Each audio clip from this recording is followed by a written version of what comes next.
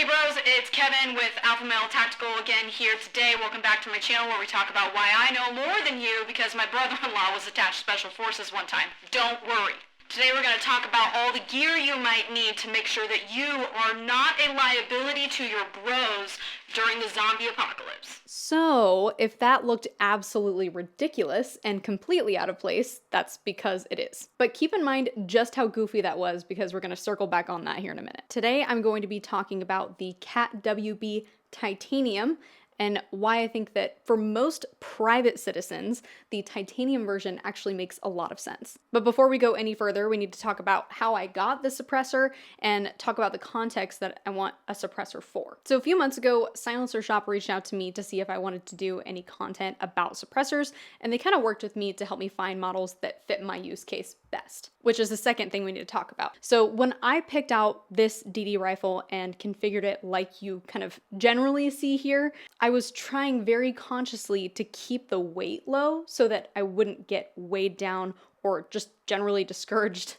by a heavy pig of a rifle. And I think that with this, I've really succeeded. As you see it here, including a sling that's not currently on it and maybe some optic magnifier that you can't see on the edge of the screen here, this weighs 8.6 pounds.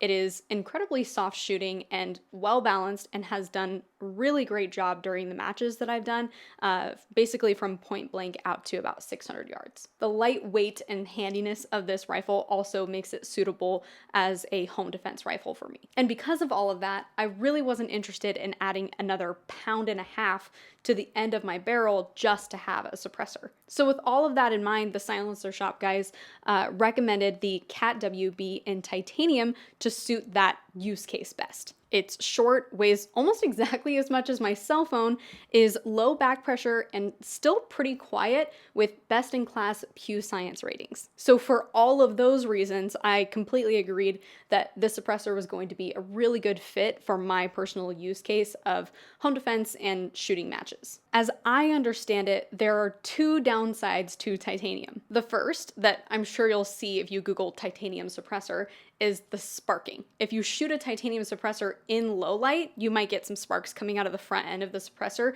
as kind of itty bitty chunks of titanium are removed from the inside of the suppressor and get burned. The second downside is durability. Don't get me wrong, titanium is really, really strong, but it doesn't handle heat as well as other suppressor materials like steel, which is what our Huxworks Flow 556 is made out of, or Inconel, which I know is used in a lot of other suppressors. But here's the thing about those specific downsides. For me and my use case, they don't really matter, like at all.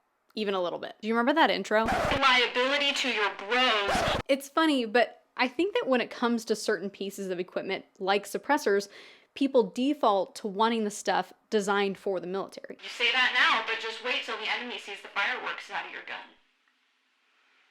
Flash, for example. For me, the suppressor is primarily hearing protection. It cuts down on sound so that my exposure to loud sounds is lower during training and matches, and it will help me to avoid significant hearing loss if I ever have to use this in self-defense in my home. Even though the design of this suppressor minimizes flash and spark a lot, it doesn't matter to me if a bad guy can see these sparks with night vision because that just isn't why this suppressor is on my gun. Imagine if instead of talking about suppressors, we were talking about earmuffs. A military cool guy wouldn't wear bright pink earmuffs into combat because it would make him easier to see.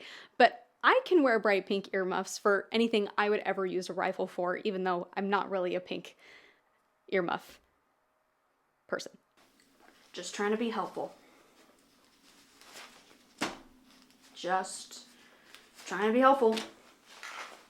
And same with durability. Any piece of military equipment has to withstand some pretty serious abuse and neglect, but I'm not going to be mag-dumping with the suppressor on a super short barrel. Cat is pretty open about the temperatures that the suppressor is actually designed to withstand, and they fit my personal use case for training matches and home defense just fine. And something to keep in mind here, and something that I can kind of potentially foresee comments about is, you know, even as a civilian, I want the most durable possible thing. Yes, of course, all else being equal, you want the most durable possible option. The thing that we have to keep in mind here is that I'm trying to not trade those things for something that is incredibly heavy. So it's important to me to balance all of those things for my use case, and I don't need military grade durability for my use case, but I definitely do need to keep track of how heavy my rifle is going to be. Altogether, I've been really happy with this suppressor thus far. It didn't wreck the balance or shooting of my rifle, but it does cut down on sound significantly. So if you decide that the WB is what you want, but you do actually need the durability and flash reduction enough to increase the weight by 50%, they do make it out of Inconel. No matter what though, I highly recommend looking at your use case realistically and matching your suppressor to the job. And no matter what suppressor you land on, I would highly recommend you check out Silencer Shop for your purchase. They really do make everything NFA really quick and easy, and since they're the biggest suppressor retailer in the country, they probably have what you need. Seriously, from start to finish, Silencer Shop practically held my hand through the entire process and made it completely painless. Thanks for watching this video, and let me know down in the comments what your use case is and what equipment you've chosen for it or are considering choosing for it.